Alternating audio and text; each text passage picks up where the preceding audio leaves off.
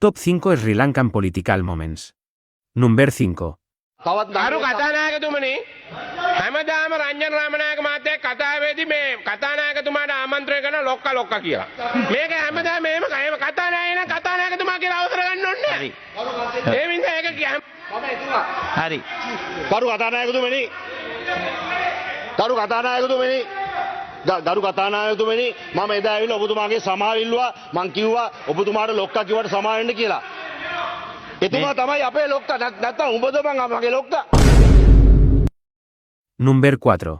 මාම සිංහල මාම මුස්ලිම් මාම දෙමළ ඒ කාලේ ඉවරයි. දැන් මේක අපි ඔක්කොම එකයි. A few moments later. ඔව් අපි සිංහල මම සිංහල.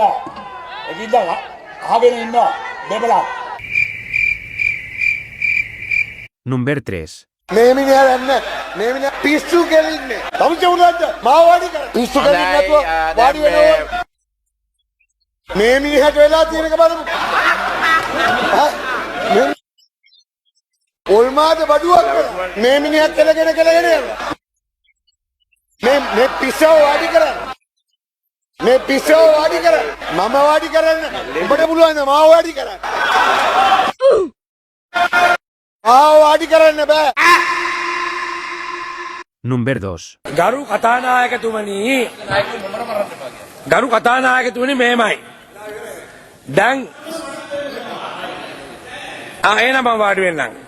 උඹ වගේ ගොන් හරකෙක් යකෝ මෝඩ මූසලේ.